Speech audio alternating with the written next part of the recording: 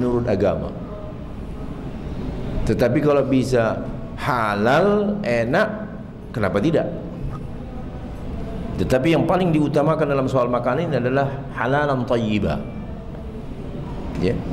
Di zaman ini sebagaimana kita rasakan sama-sama, banyak sekali makanan yang kata orang enak tetapi tidak halal. Yang pertama, kemungkinan mengandung zat ataupun bahan yang diharamkan, seperti yang sudah kita baca sebelumnya, ya, babi, khamar dan yang sejenisnya, yang ini biasa dipakai untuk campuran makanan, ya. Oleh karenanya ini kembali kepada kaum muslimin, keterangan mengenai mana yang halal, mana yang haram wajib diketahui setiap muslim. Kesadaran untuk memilih mana yang halal dari makanan. Tidak semua apa yang dijual di pasar, di ruko, di food court, ya, di mall, ini makanan yang boleh dimakan. Tetapi kita harus betul-betul selektif. Kita jangan malu bertanya kepada si penjual, menagih, Anda punya sertifikat halal atau tidak? Toko roti yang ada di sekitar mall ini, desak dia, setiap Anda beli roti, tanya, ada sertifikat halal Anda? Oh, lagi diurus. Oh, sedang dalam proses. Itu semuanya dusta dan bohong. Jangan dengarkan.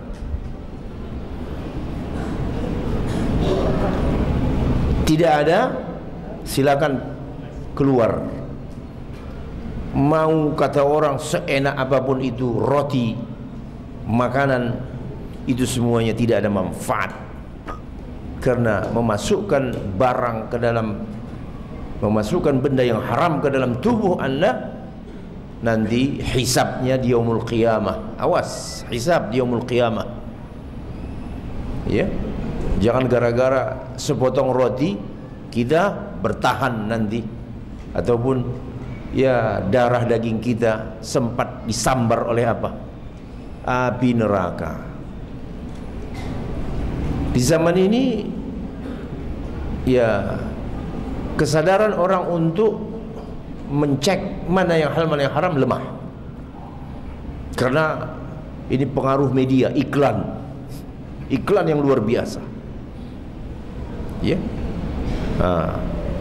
Dan syahwatut ta'am, syahwat makanan, ya, di tengah kita sekarang ini luar biasa, Pak. Ya, segala jenis makanan, apakah produk dalam, produk luar, ya, semuanya orang memasarkan makanannya, masakannya. Jadi jangan sampai ya soal makanan ini kita anggap sepele. Kan gak mengapa. Siapa bilang tidak mengapa? Ya, ada apa-apanya, dan apa-apanya itu besar resikonya nanti di yaumul qiyamah. Baik, kita sudah juga bicara pada pertemuan-pertemuan lalu, sebenarnya ya apa saja yang berkaitan dalam hidup ini kita harus peduli. Odol, sabun, ya, itu semuanya kita konsumsi sehari-hari. Odol yang Anda pakai, ya, seharusnya semua odol itu mereka minta sertifikat halal dari Majelis Ulama. Kami setiap Rabu di MUI, kebetulan saya adalah salah seorang anggota di lembaga pemeriksaan obat, makanan dan seterusnya. Ya, tadi juga ya banyak perusahaan-perusahaan, ya permen lah, minuman lah, semua, ya. Memang banyak yang meminta sertifikat, tetapi masih juga banyak yang ngotot tidak mau, karena mereka merasa tidak pun ada sertifikat halal, pembelinya masih tetap ramai. Dan pembeli itu adalah kaum muslimin. Ya. Dua toko di sini, jual makanan, tidak ada sertifikat halalnya, dan yang duduk di situ adalah kaum muslimin. Toko roti, yang duduk di situ adalah kaum muslimin. Enak dia, ya, makan roti, ya, dibawanya pulang ke kamarnya. Dia tidak merasa bahwa yang dimakannya itu barang yang haram. Nah, tapi kalau kita sudah mau kritis bertanya, ya kalau sempat 10 hari 10 orang tiap hari bertanya, gerah gak ini si penjual roti? Gerah. Nah, ya, mau tidak mau dia akan meminta. Ya, baik.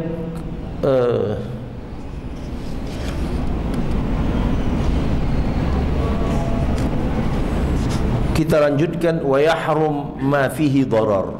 Haram juga sesuatu yang di dalamnya ada mengandung bahaya. Ini. Jadi soal haram itu bukan hanya babi saja, bukan hanya khamar saja, tetapi segala yang ada bahaya yang muncul di situ itu juga haram. Ya, contoh realnya ya rokok lah. Tidak usah jauh-jauh. Rokok itu haram karena tidak ada orang yang mengatakan rokok bermanfaat atau berguna bagi kesehatan, termasuk si penjual rokok, termasuk si pabrik rokok. Dia bilang apa? Menyebabkan penyakit kanker, bahkan sampai membunuhmu. Dia sendiri mengatakan bahwa ini membunuhmu. Sudah dikatakannya membunuhmu, kok masih kita mau? Ini namanya apa? Membunuh diri sendiri. Namanya kamu bunuh diri. Ya, itu semuanya haram. Dan kita tidak perlu ragu-ragu mengatakan bahwa rokok adalah haram. Ya, tidak perlu ragu. Tidak ada yang perlu diragukan. Memang kaidah agama mengatakan begitu. Wa yahrum ma fihi darar. Haram segala yang mengandung mudarat. Oh, mudaratnya rokok luar biasa. Termasuk yang paling parah. Ya, disebutkan ahli kimia 2000 zat beracun ada di dalam sebatang rokok.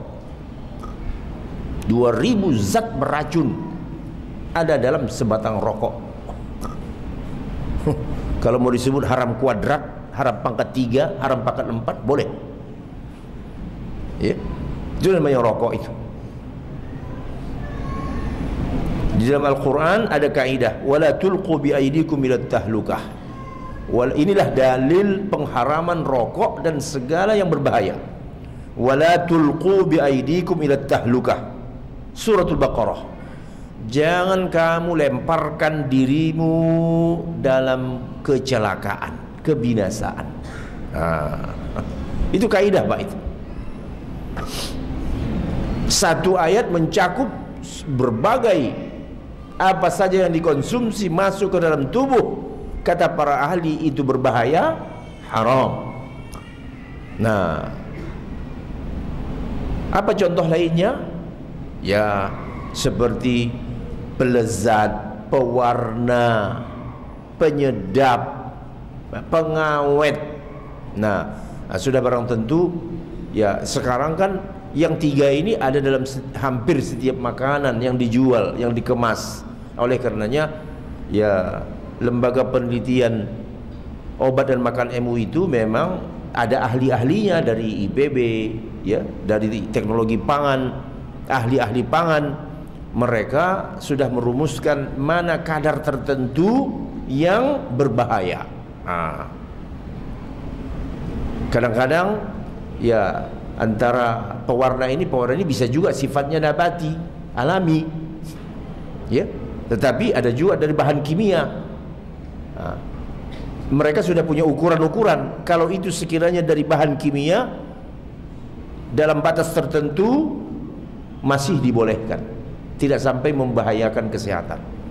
Tetapi kalau sudah membahayakan dalam kadar tertentu, itu akan ditolak, tidak akan mereka keluarkan sertifikatnya.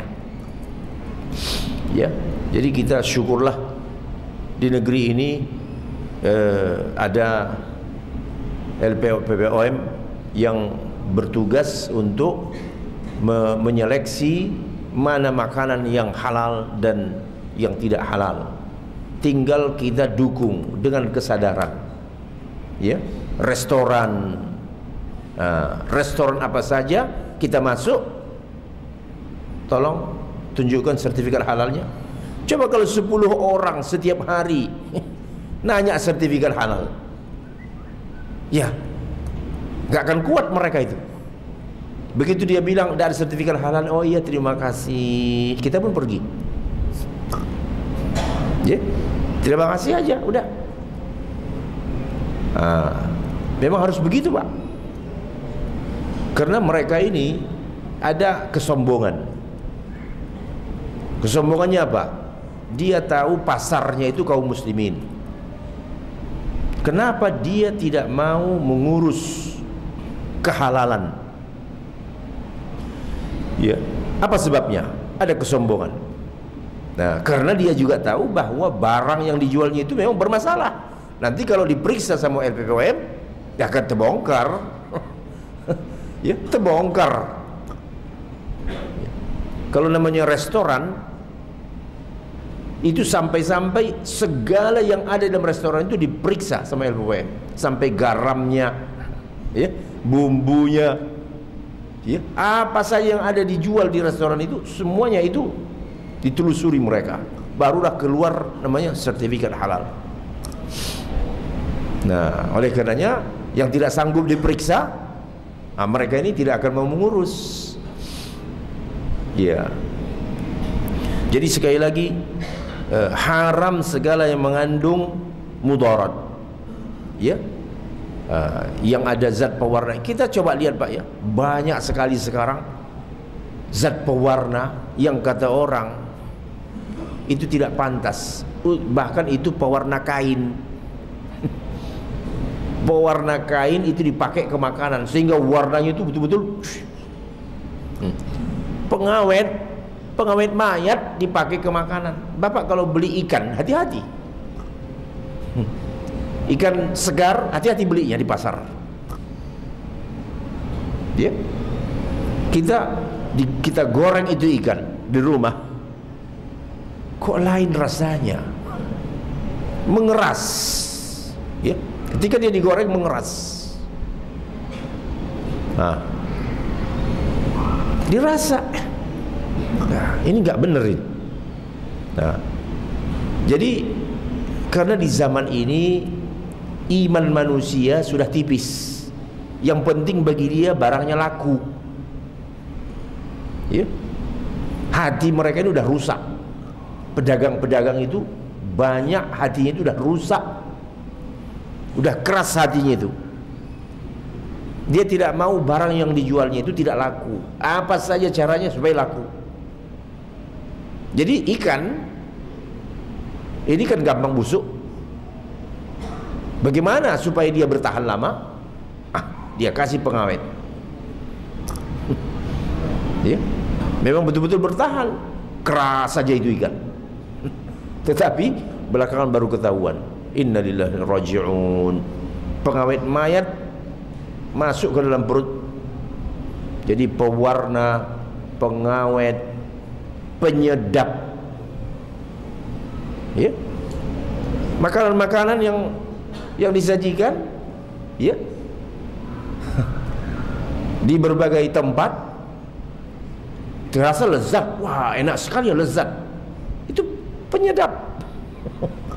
Ya.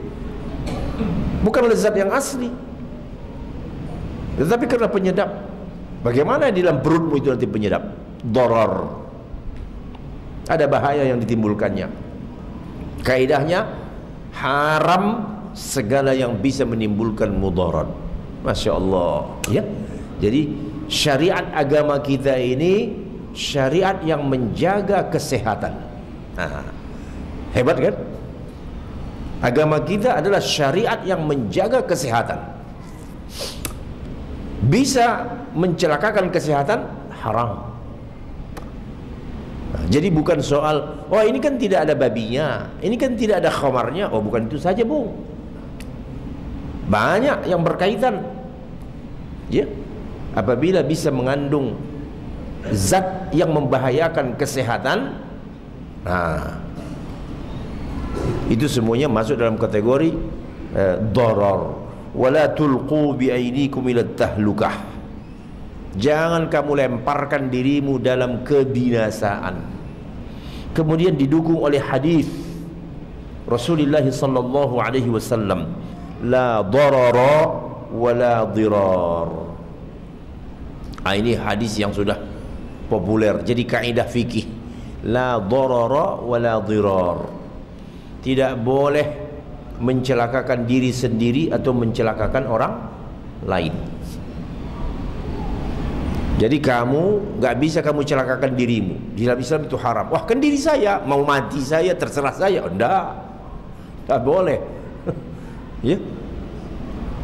Mencelakakan diri sendiri, mencelakakan orang lain, dua-duanya haram. La darara wa la dirar. Ini memang luar biasa agama kita. Ya, betapa tidak, agama ini sumbernya Quran dan Sunnah. Quran dan hadis Nabi sallallahu alaihi wasallam. Ya. Dua-duanya adalah wahyu dari Allah Subhanahu wa taala. Wahyu tidak pernah keliru. Allah taala menurunkan din ini untuk menjaga kelangsungan hidup. Coba Anda lihat orang di luar Islam, apa saja boleh dimakan, apa saja. Ya.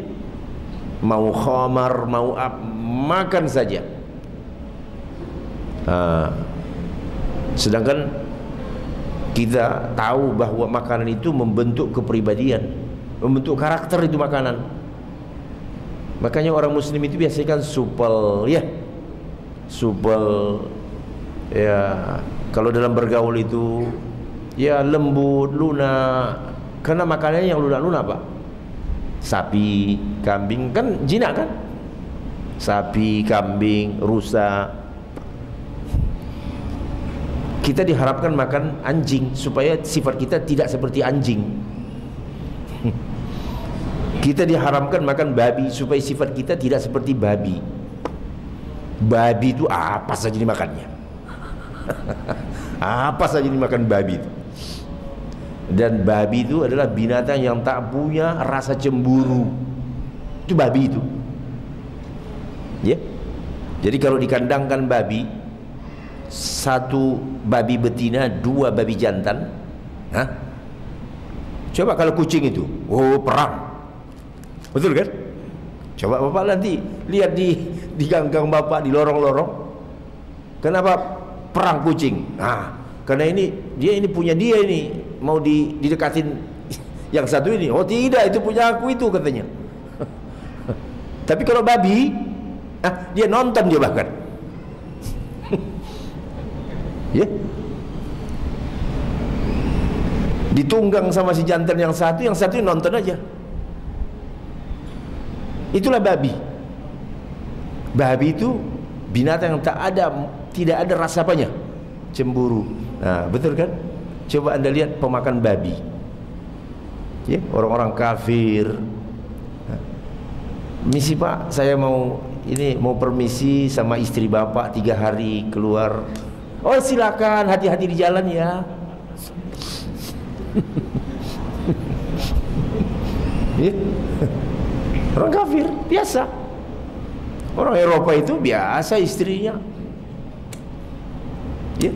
Nah, dia kan pergi sama temannya, ya kan dia hak asasi dia, hak dia. Pemakan babi. Sifatnya persis seperti babi itu. Nah, makanya kita diharamkan makan babi. Ya. Nah, banyak faktor ya.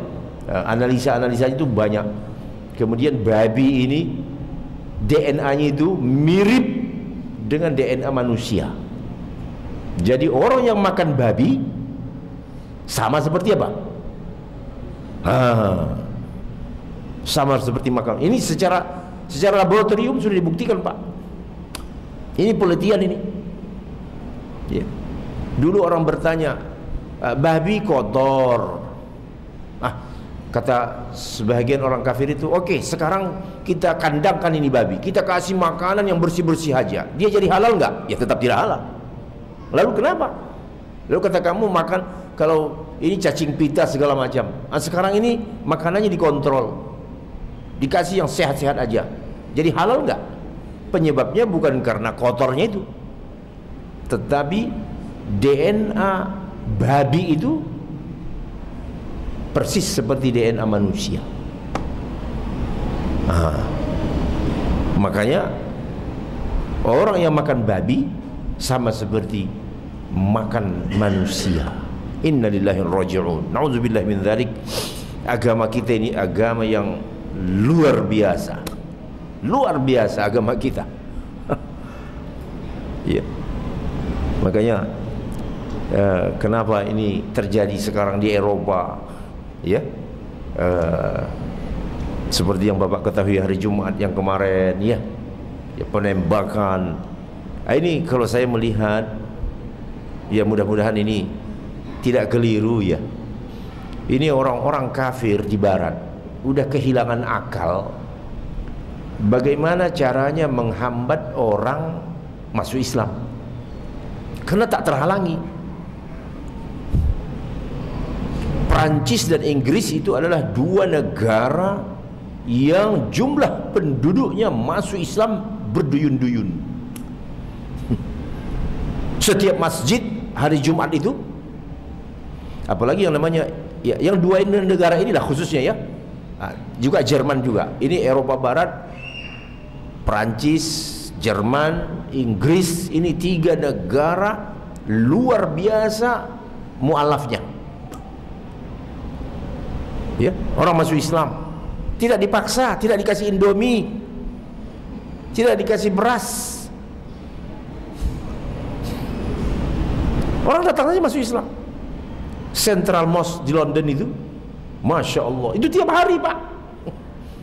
Central Mosque di London itu tiap hari kedatangan orang masuk Islam. Nah, Jumat makin banyak yang namanya hari Jumat ya. Jadi orang-orang ya, orang-orang yang dengki kan, mereka bagaimanapun pasti dengki lah. Bagaimana menghalangi supaya jangan sampai ini nanti orang masuk Islam terus bisa berubah Eropa menjadi kawasan Asia ya. Penduduknya makin banyak yang muslim, orang masuk Islam, ditambah lagi ya imigran muslim.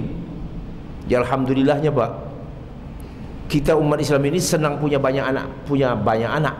Nah begitulah saudara-saudara kita yang tinggal di Eropa itu yang muslim, Turki, Pakistan, India, Bangladesh, negara-negara Arab, orang Afrika.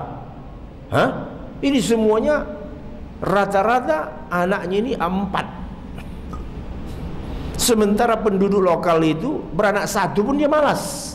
Bahkan di awal sudah janji mau nikah, iya oke nikah, tapi jangan syarat jangan punya anak ya. Jadi suatu saat etnis Eropa itu punah suatu saat nanti, karena mereka memang tidak suka punya anak. Ya itulah pengaruh peradaban materialisme ini, hedonisme ini. Dia nggak mau repot. Nah, kena di kita juga belakangan ini kan, kena juga ya. Keluarga muda tinggal di Kalibata, punya anak maksimal 2. Iya. Ya, di Indonesia mulai kena ini. Jadi pindah penyakit orang Barat itu pindah ke kita. Ya. Tetapi saudara-saudara kita yang ada di sana, alhamdulillah, ya saya pernah ya ngobrol-ngobrol begitu waktu kunjungan ke Amsterdam. Apa kata orang Maroko? Suatu saat ini orang Belanda ini habis ini. Mereka ini tidak ada yang mempunyai anak. Kami ini di sini ketika orang Maroko, Aljazair, Turki, minimal anak kami itu 4. Dan enak kata dia. Kenapa? Pekerjaan tersedia, pensiun beres, jaminan kesehatan oke, lapangan kerja itu, sekolah gratis, kita manfaatkan aja katanya. Kita manfaatkan aja. Jadi suatu saat, nah jadi inilah yang ada di kepala musuh-musuh Islam itu. Ini bahaya ini. Nah, lalu dibuatlah rekayasa, pemboman, penembakan, di blow up secara internasional. Supaya apa? Wah, orang benci sama Islam. Nah, jadi kalau menurut analisa saya, yang kemarin di Perancis itu pengulangan kembali seperti 9/11 di New York 2001. Ya, 2001 kan? Nah, itu pengulangan kembali di Amerika. Begitu, karena orang sudah banyak sekali masuk Islam itu. Ini kalau tidak dihadang, bagaimana cara menghadangnya? Buat ledakan. Semua orang mengutuk, semua orang mengecam. Tetapi itu makar mereka. Allah punya makar sendiri. Apa makar Allah? Justru gara-gara kamu blow up seperti itulah membuka mata orang Amerika itu. Akhirnya yang terjadi apa? Mereka berduyun-duyun mengkaji, membaca Islam. Baca dulu nih ceritanya, dibaca dulu, kita cari tahu nih, ini ada apa ini Islam ini, kenapa sampai bisa mempengaruhi pemeluknya untuk membom. Sesudah dicari, dibaca, dikaji, ini bagus acaranya, kenapa kita benci? Rata-rata orang yang masuk Islam, orang-orang muda di Amerika itu masuk Islam itu setelah 9/11. Ya, rata-rata 2003, 2004. Ya, saya jumpa dengan mereka, ada apa? Ya, memang tadinya kan di sini kan, ya Anda tahu ramai sekali masalah kejadian itu. Lalu, ya itu kita kan penasaran. Makanya yang namanya Al-Quran habis di mana-mana. Di toko-toko buku tuh habis, yang dibagi-bagi di Islamic Center habis itu. Kurang lagi bahkan.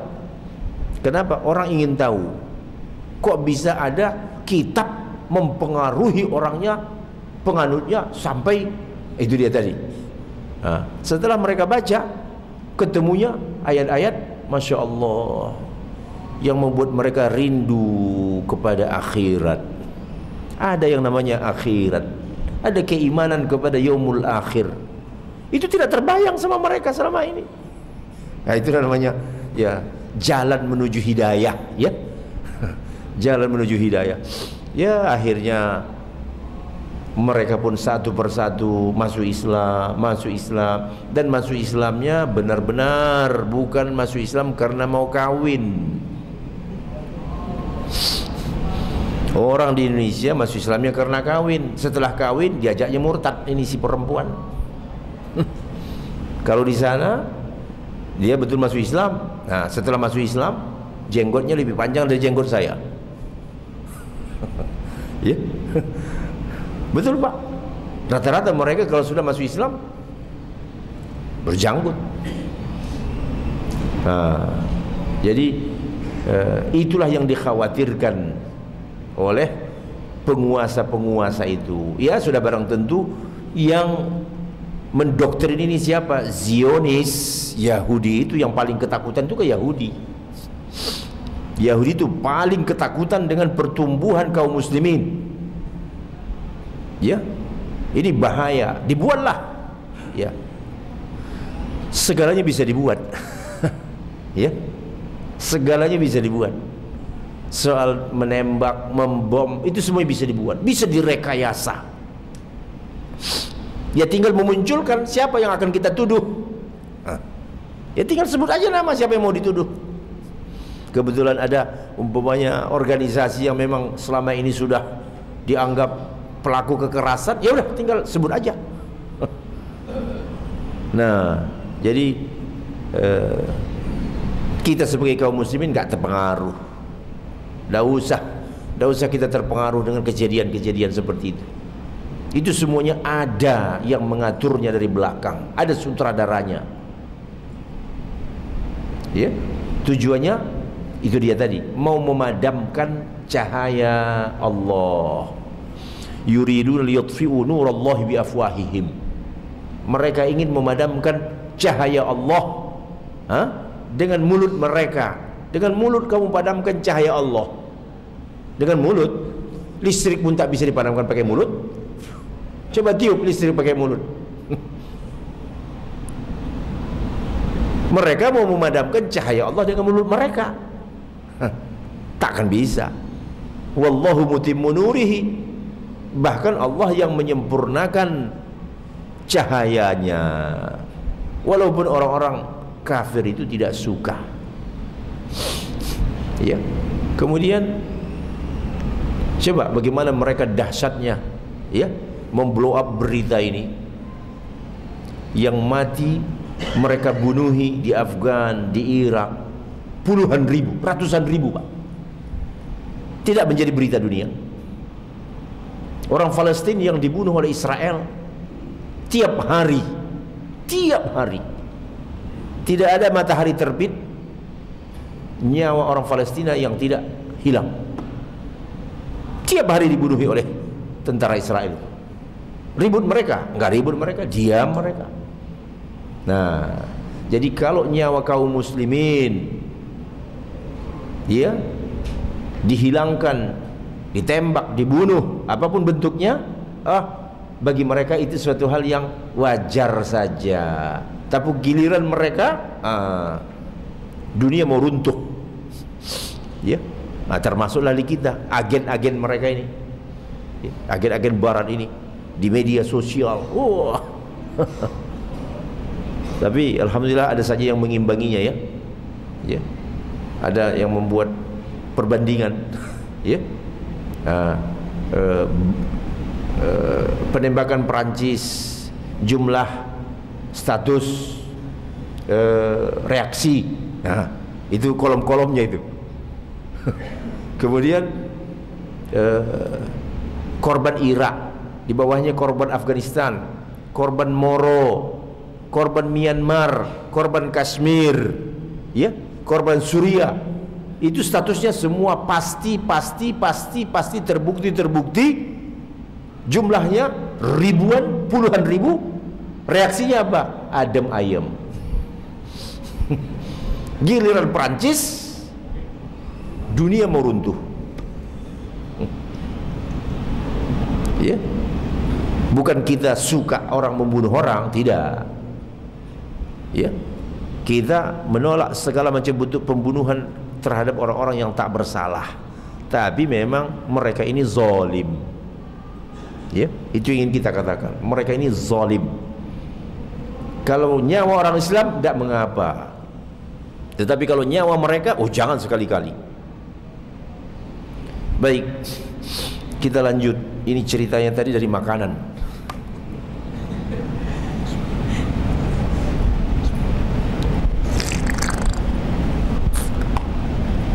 Oleh karenanya kita patuh saja kepada syariat agama kita. Diharamkan Allah, ini haram, kita jangan makan.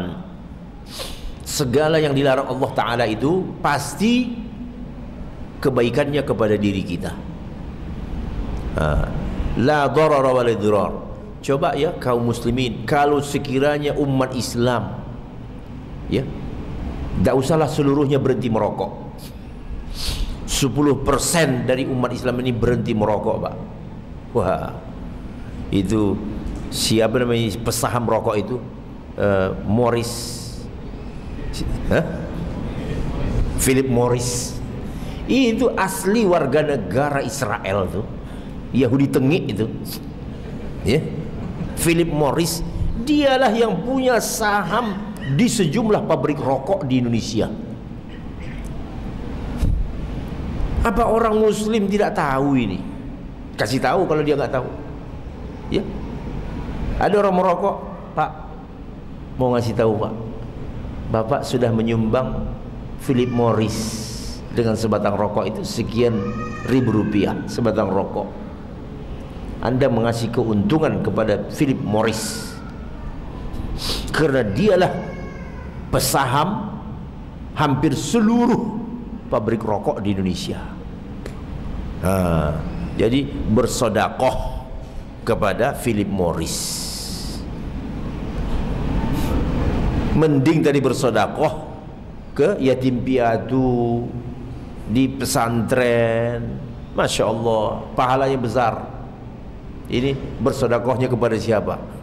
Tukang jagal, ya. Yahudi kan tukang jagal Palestina. Baik, la darara wa la dirar. Sudah mau jam 7 ya. Masya Allah. Jadi apa saja yang mengandung mudarat, hentikan. Ya, berhati-hati. Kalau sifatnya makanan, nah itu dia tadi. Kita tanya sampai sejauh mana kehalalannya ini makanan kamu. Restoran juga begitu. Ya, di kita ada namanya restoran Jepang, restoran Korea, makanan Jepang, Chinese food, macam-macam di kita ini ya, Korean food, dan itu diserbu, betul tidak? Orang-orang berduit, Pak. Kalau PNS golongan 2B, 3A itu tak ada yang pergi ke sana ya.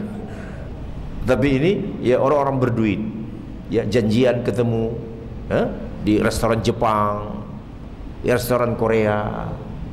Tak tahu kamu seperti apa yang masuk ke dalam perut itu. La darara wa la dirar. Tak boleh mencelakakan diri sendiri ataupun diri orang lain. Kemudian jadi ayat ini harus hafal, dan hadis ini pendek saja, Pak. Ya, kalau perlu ayo kita baca karena pendek sekali. Ya, ayo kita baca sama-sama. Wala tulqu biaidikum ila tahlukah, ila tahlukah, wala tulqu biaidikum ila tahlukah. Nah, jangan kamu lemparkan dirimu dalam kebinasaan. Jangan kamu celakai dirimu. Dirimu itu sudah diciptakan Allah sehat, ya. Sejak kecil sehat, jantung sehat, paru-paru sehat, ginjal sehat. Masuk asap rokok, racun mulailah bersarang di mana?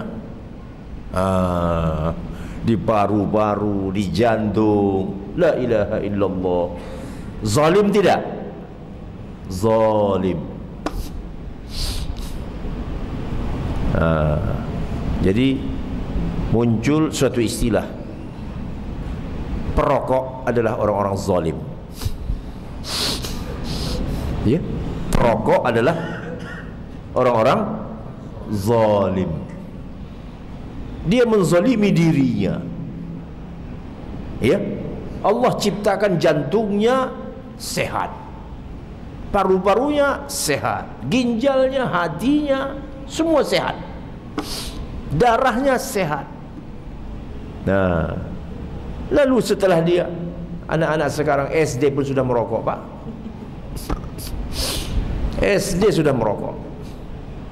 Ya, inilah musibah kita. Baik, kemudian hadisnya ini sangat gampang sekali. Sekali ulang udah hafal ini. La darara, la darara wa la dirar. La darara wa la dirar. Tak boleh mencelakakan diri ataupun diri orang lain. Iya. Kemudian wa ma quti'a minal hayy. Tak boleh dimakan bagian tubuh binatang yang masih hidup. Ini kerja jahiliyah dulu. Orang jahiliyah dulu kalau mau menyembelih satu hewan kan kebanyakan. Ya Pak ya. Sementara yang datang itu satu, katakan sajalah satu rumah. Masa onta harus disembelih satu onta? Yang datang cuma satu dua orang. Lalu bagaimana? Dipotong mereka bagian tertentu, pahanya. Ya Allah, ya, zalim kan? Oh, zalim sekali. Dipotong sedikit, sak, menggelepar itu kali ya. Coba kalau kita dipotong begitu, sakit gitu minta ampun. Innalillah. Nah, makanya di dalam hadis dikatakan, wa ma quti'a minal bahimati wa hiya hayyatun fahuwa mayyit. Jadi bagian binatang yang dipotong, ya, artinya bagian tubuhnya yang dipotong, sementara binatang itu masih hidup, maka status bagian yang dipotong itu adalah dianggap bangkai. Jadi itu orang makan bangkai itu, ya. Walaupun ini tadi masih hidup ini. Jadi begitulah hebatnya agama kita ini, ya. Melindungi hewan, tidak boleh kamu sakiti hewan. Dia kan sakit itu kamu dipotong, ya, setengah kilo atau 2 kilo dari apanya itu, ya, dari pahanya kamu potong, ya. Menurut pikiran siapa ini yang punya ini, kan nanti kan tumbuh lagi nih nanti.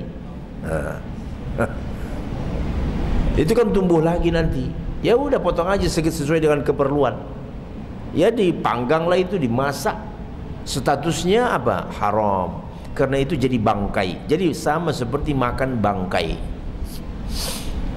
Ya alhamdulillah tidak ada orang kita yang begini. Ya. Lalu bagaimana dulu? Tentu kita inginkan dulu orang kedatangan tamu, ya. Katakan saja tamunya datang cuma 2 atau 3 orang. Ya, apa yang dia sembelih? Ya, oke, dia punya, katakan saja dia punya kambing, kan berlebih. Kulkas dulu kan nggak ada. Tentu akal kita kan bertanya, kulkas nggak ada, apalagi freezer, ya. Lalu bagaimana kalau yang makan cuma sekian orang, lebihnya mau kemana? Disinilah dahulu itu, masya Allah, kebersamaan. Dipotong 1 ekor kambing, walaupun yang datang cuma berapa orang, tetapi itu jiran semuanya dapat. Nanti kalau rumah sebelah kedatangan tamu, begitu lagi kita dapat. Jadi makan daging terus, Pak. Jadi katakan saja 1 RT, kan begitu? 1 RT, 1 orang kedatangan tamu, semua entah 10 rumah tangga, semua kebagian. Nanti tamu yang sono datang, dia motong lagi, kita dapat lagi. Masya Allah. Jadi gara-gara ada ini kulkas, tidak ada lagi orang yang mau motong. Gara-gara ada kulkas. Makanya kalau begitu jangan pakai kulkas dah. Ya. Jadi coba bayangkan Anda, mana lebih bagus kehidupan dulu daripada sekarang? Dulu semua orang merasakan makan daging. Sekarang yang makan daging dia sendiri. Dia beli ke supermarket, ya, 1 kilo, 2 kilo, ya, datang tamunya, udah, dia sendiri sama tamunya. Sementara jirannya, apalagi di unit-unit begini ya, wah, keciuman sekali baunya itu, aromanya itu keciuman. Tetangga sebelah bakar sate. Dulu, masya Allah, semua dapat. Tamunya dia nanti begitu lagi, dia motong, kita dapat. Ini semuanya dulu gara-gara tidak ada kulkas. Jadi kehidupan sosial solid, akrab, mesra. Gara-gara ada kulkas, daging tumpuk. Nanti pergi ke Muara Angke beli, ya, 10 kilo masuk dalam kulkas, masuk dalam freezer. Ya dia sendiri yang makan, jirannya tidak makan. Nah, bagaimana? Setuju kita robah? Ya, jual semua kulkas. Nah, jadi setiap orang, ya kalau datang tamunya, dia potong, bagi satu apa itu, satu lantai itu gitu. Ya, paling tidak satu jamaah masjid, masya Allah, jamaah masjid makan daging tiap hari. Baik, jadi kembali kita kepada kaji kita, wa ma quti'a minal hayy. Apa yang dipotong dari binatang yang masih hidup, statusnya mayit, statusnya bangkai. Yang namanya bangkai haram. Itu di dalam hadis Nabi kita sallallahu alaihi wasallam. Bagaimana, Pak? 1 menit lagi. Ya, mungkin habis Isya kita siapkan untuk tanya jawab ya. Aqulu qawli hadza wa astaghfirullah. Wassalamu alaikum warahmatullahi wabarakatuh.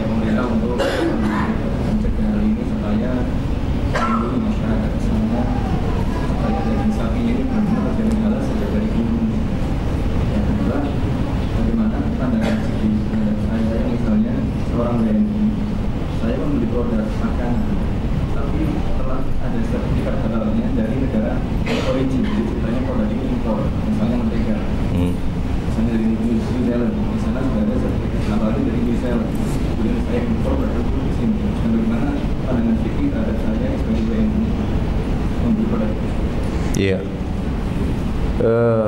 yang kedua ini dulu, siapapun yang berdagang di Indonesia harus meminta sertifikat halal dari MUI. Ya, walaupun sudah ada sertifikat halalnya dari New Zealand atau di Australia, karena di MUI itu sendiri ada lembaga-lembaga yang sudah yang sudah ada lembaga-lembaga penjamin halal dari luar yang sudah ada kerjasama. Seperti kalau Singapura MUIS, ya, ada juga Malaysia, entah apa namanya begitulah, lembaga penjamin halal. Kemudian Thailand juga ada. Jadi selama di situ ada sudah kerjasama antara sesama lembaga penjamin halal, maka itu tidak ada masalah dan proses itu cepat. Tapi kemungkinan juga yang tidak diakui oleh MUI di sini. Nah, ini kerjasama ini sudah ada sudah terjalin. Karena kita tahu bahwa standar masing-masing kan bisa berbeda. Standar halal menurut penjamin halal di suatu negara tertentu bisa beda dengan di negara lain. Jadi ketika dia mau dipasarkan di Indonesia harus mengikuti standar, ya itu dia tadi, LPPOM dari MUI. Kemudian yang pertama soal daging, sembelihan daging. Menurut yang saya dengar bahwa ya semua yang disembelih di rumah potong itu sudah menurut standar syar'i yang disahkan oleh MUI, ya, semua, kecuali memang tak ada praktek mereka sendiri yang menyimpang. Itu namanya pribadi individu, tidak bisa juga ya, Kadang-kadang orang bisa saja dia menyimpang dari sistem. Pernah saya tanyakan soal stunning, ya, kan di barat itu atau di beberapa negara hewan yang disembelih dipingsankan dulu sebelum disembelih,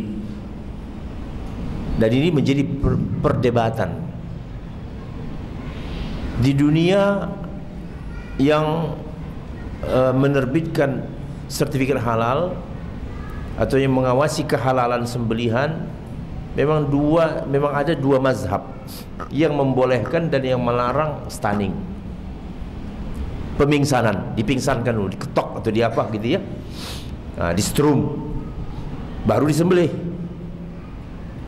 Di Indonesia ini saya hanya menyampaikan saja, walaupun saya pernah sedikit agak ada berdebat dengan mereka.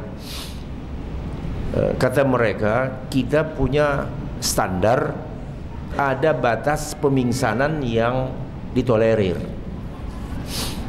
Jadi kita dipingsankan itu hewan tidak sampai membuat dia mati, dia masih dalam status hidup. Lalu barulah disembelih. Untuk apa ini pemingsanan?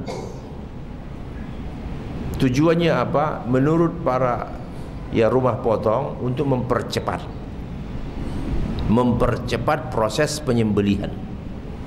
Ya, saya secara pribadi termasuk yang tak setuju, ya, karena aslinya syariat tidak ada dipingsan-pingsankan, asli sadar seruk. Kalau yang namanya pemingsanan itu bagaimanapun pasti ada pengaruhnya, ya, ada pengaruhnya. Tapi ini namanya masalah fikih. Kalau sudah masalah fikih, ya ada yang namanya ikhtilaf. Ya, khilaf dalam masalah fikih memang itu suatu hal yang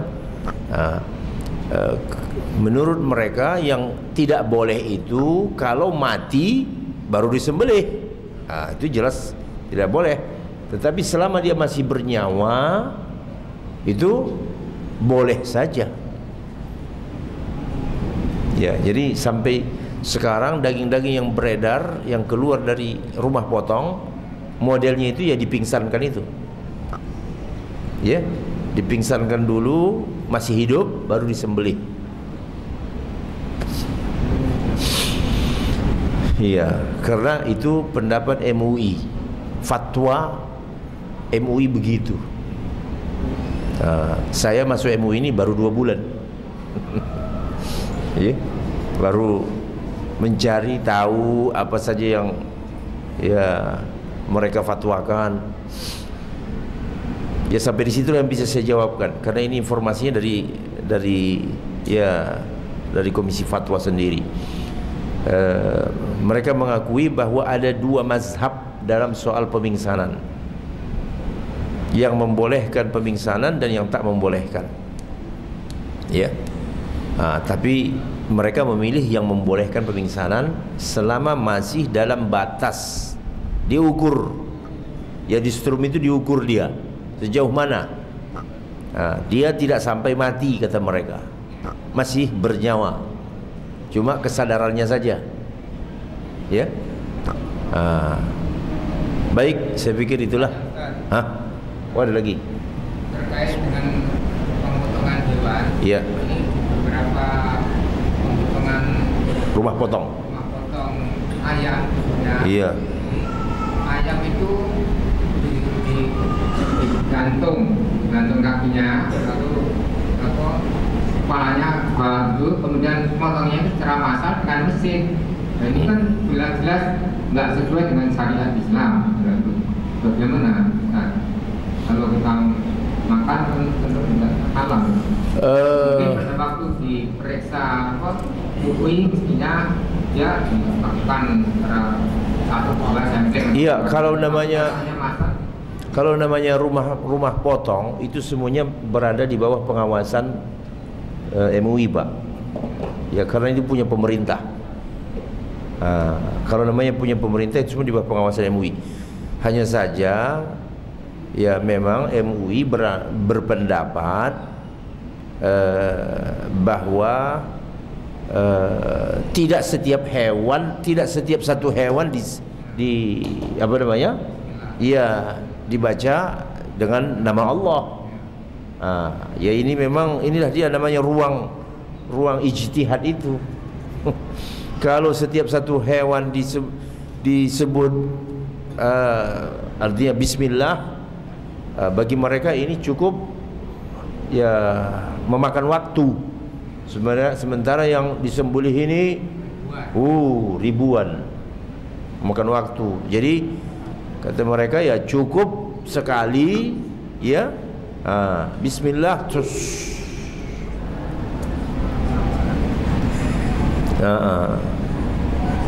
begitulah ya. Bagaimana hukumnya orang yang bekerja di perusahaan yang di situ banyak dilakukan kezaliman, mungkin suami sederhana, mungkin siaran, ada berita-berita yang mungkin dibuat disetting dan yang bohong dan seterusnya.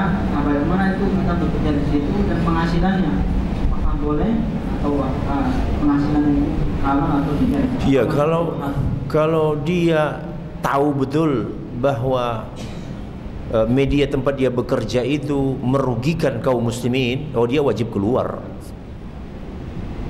Kecuali dia punya misi. Itu memang ada. Kecuali dia punya misi. Apa misinya? Ya memantau, menjadi mata-mata, on mission. Ya. Jadi boleh saja seorang bekerja di sebuah media punya orang kafir, katakan saja Yahudi, tetapi dia sedang on mission di situ. Dia memantau, melihat, udah itu dia laporin. Adapun orang yang bekerja hanya sekedar cari makan, ini kena nanti ini. Ya, dia harus lepas dari pekerjaan-pekerjaan seperti itu, karena dia bisa ikut bertanggung jawab di hadapan Allah Subhanahu wa taala. Jadi kita bedakan, ada orang yang memang bekerja di situ, dia tahu itu, tetapi pengetahuannya tentang masalah itu bermanfaat untuk kemaslahatan kaum muslimin. Ya, mudah-mudahan orang seperti ini tidak kena. Dia memang sedang menjalankan misi di situ. Ya, baik. Ya Pak, silakan. Waalaikumsalam warahmatullahi wabarakatuh.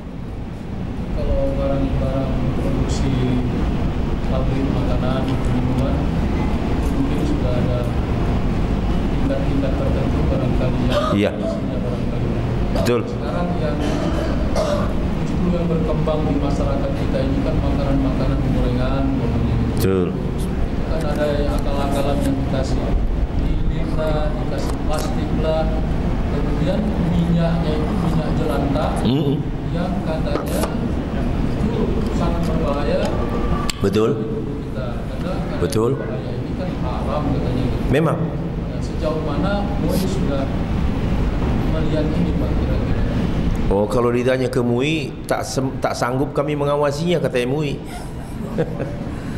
Ya. Jangankan mengawasi yang begitu, yang sudah jelas-jelas punya label, ya, yang seperti saya bilang di sini toko roti di sini, ya, Bapak sendiri tahu nama-nama yang di sini itu. Katakanlah kita roti mungkin iya betul. Jadi sedangkan ini sudah bermasalah juga gitu. Iya, sedangkan yang sudah jelas-jelas begitu ada labelnya, MUI tidak sanggup, apalagi yang amatiran. Ya, lebih tidak sanggup lagi. Jadi itu semua dipulangkan kepada kita. Jadi itulah makanya kita gunanya mengkaji ini tadi bab tentang makanan, bahwa makanan yang mengandung mudarat itu bisa berubah hukumnya menjadi haram. Itulah yang kita bahas tadi. Betul itu. Jadi oleh karenanya informasi ini harus Ya, ada ada orang menggoreng sama plastik-plastik yang dimasukkannya. Astagfirullahaladzim. Dan itu memang dalam liputan kan ada, ya, dalam liputan televisi. Dia pipa nasinya langsung dimasukkannya semua di situ. Lalu itulah yang digorengkan. Ada lagi yang seperti Bapak bilang itu jelantah. Ya Allah, saya pernah begini Pak. Ini di Balikpapan ini. Habis ceramah tarawih kan mulai perut ini agak sedikit mulai apa nih kan? Lapar ini kan. Lalu kata kawan-kawan, ya seperti ini juga lah, terasa lapar juga ini sekarang nih. Jadi sehabis ceramah kawan-kawan, Ustaz kita cari ikan. Oh iya, mampirlah di ini rumah makan orang Muslim kita, biasalah. Pesan apa Pak? Oh goreng ikan bawal goreng. Ya, mulailah dia memanaskan. Saya lihat aja begitu kan, saya gitu. Yang mana minyaknya Ibu? Oh ini Pak nih minyaknya. Oh ini minyak yang mau Ibu goreng. Iya. Udah, terima kasih. Ayo kita pulang. Pulang. Semua yang berangkat ayo pulang. Itu mau dikasihnya, itulah penggorengan. Ya, itulah yang mau digorengkan ke ikan sudah hitam. Entah berapa hari kali tambah lagi, tambah lagi, tambah lagi. Setiap berkurang tambah hitam Pak. Ya Allah, itulah masuk ke dalam perut kita. Ini bukan mau sehat. Ini cari makan mau sakit. Untuk apa? Udah berangkat, pulang. Nah, terakhir sebelum ya berangkat, rupanya jemaah ini ada yang apa? Bu, bisa nggak diganti minyaknya? Oh bisa. Ya. Dan barulah digantinya, dibuanglah ini, ganti minyak baru. Harus dibegitukan. Karena mereka namanya pedagang. Kita pun sadar juga kita itu tarikan dunia ya. Godaan dunia. Ya minyak ini kan kalau ini dipakai kan masih ya tak keluar uang. Tetapi resikonya orang bagaimana? Nah itu juga bisa zalim juga masuknya itu, betul gak? Ini si pedagang ini bisa zalim juga ini. Gara-gara dia menimbulkan mudarat kepada orang yang membeli makan. Nah oleh karenanya kita kesadaran inilah Pak. Kesadaran untuk mengkonsumsi makanan masakan sehat. Dan ini kan tidak semua orang. Tidak semua orang. Ya seperti itu tadi, di antara kawan ini tadi yang pergi ini cuma saya sendiri yang datang ke apanya itu, ke kualinya itu. Yang lainnya sudah cari tempat duduk. Ya. Kesadaran tidak ada gitu.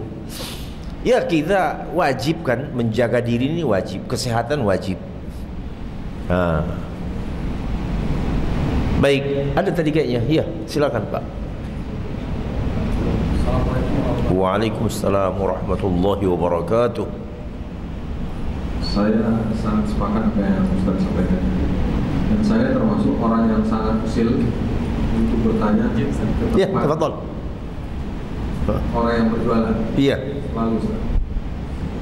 Ini pertanyaan saya. Dari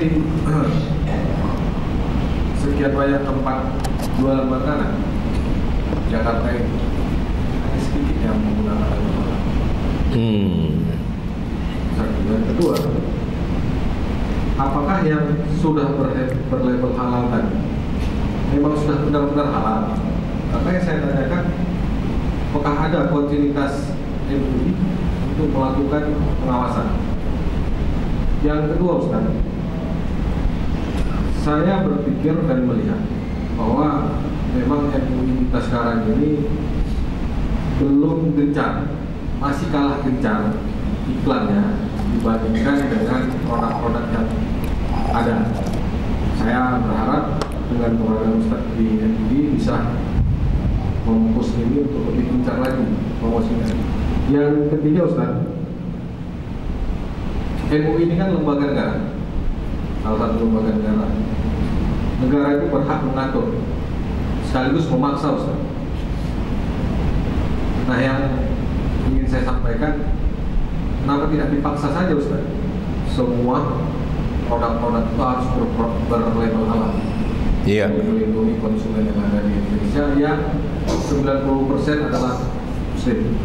Demikian Ustaz. Assalamualaikum. Waalaikumsalam warahmatullahi wabarakatuh. Saya ingin ingati kembali ya pertanyaan-pertanyaan ini tadi.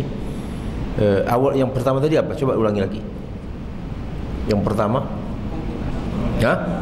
Oh, kontinuitas label itu. Oh iya, itu.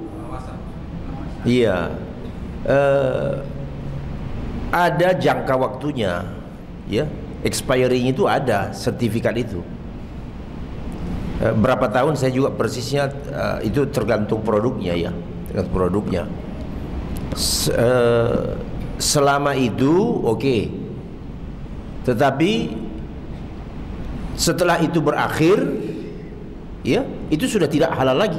Nah, makanya kembali lagi ini kesadaran kita. Dan tidak mungkinlah ribuan produk, mana mungkin. Ya. Setiap Rabu itu Pak, kami setiap Rabu paling kurang 50 produk yang dirapatkan. Coba bayangkan, 50 produk tiap Rabu. Itu paling sedikit. Kadang 60, kadang 75. Sebulan udah berapa? Setahun sudah berapa? Jadi memang itu saya paham juga. Dan tidak mungkin mereka kerjakan itu. Oleh karenanya ini hanya ya apa namanya, membantu masyarakat kembali kesadaran. Harus sampai ke tingkat kesadaran masyarakat itu tidak mau beli makanan kalau tidak sertifikat halalnya. Nah, jadi yang diperlukan sekarang apa? Tadi memang MUI ini harus gencar. Tapi itu tidak, saya sudah sempat sampaikan ke mereka. Tidak mungkin kita lakukan itu, kata mereka. Tidak mungkin kita lakukan itu.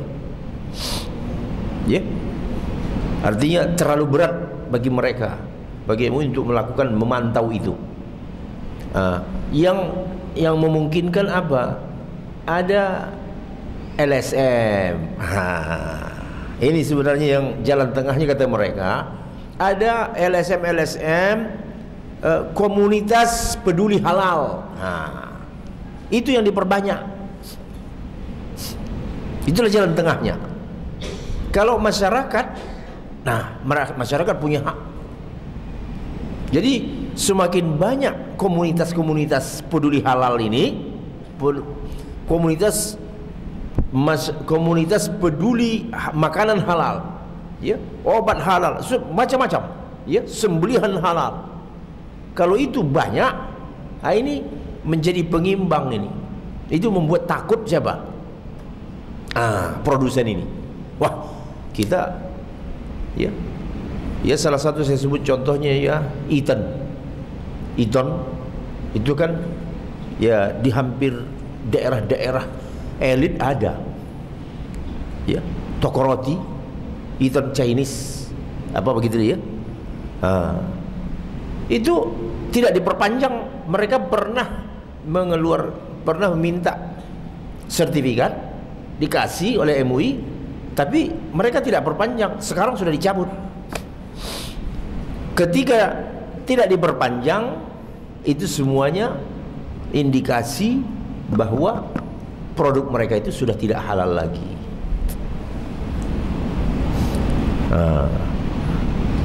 Ya, termasuk yang banyak ditongkrongin anak-anak muda di sini, itu tidak ada sertifikat halalnya.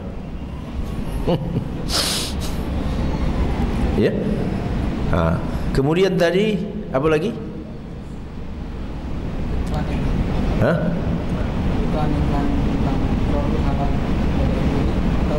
Lah itu dia, memang MUI itu tidak sanggup melakukan itu, keterbatasan tenaganya. Oleh karenanya seperti tadi yang saya sampaikan itu, yang harus diperbanyak ini LSM. Kalau LSM ini banyak, masyarakat makin sadar. Ya, masyarakat makin sadar. Di grup media sosial harus ada yang seperti itu. Ya, kemudian apalagi, oh, MUI ini bukan lembaga pemerintah, bukan lembaga negara. Itu harus dibedakan itu ya. Ini sebenarnya punya umat ini. Hanya saja ya oleh negara didukung. Begitu. Oleh negara itu didukung, didengarkan. Fatwa-fatwanya itu memang ya dijadikan sebagai rujukan oleh negara. Tetapi ya orang-orangnya tidak ada pegawai negeri di situ. Mereka itu bukan pegawai negara. Mereka itu adalah orang-orang ormas masyarakat, organisasi Islam. Jadi dia bukan lembaga negara, sehingga dia tidak punya otoritas, nggak punya gigi dia. Hanya tekanan-tekanan yang sifatnya moral saja. Ya, jadi ini perlu ya. Lain dengan di Singapura, MUIS itu memang betul-betul lembaga, iya, resmi. Ya, MUIS apa kepanjangannya itu?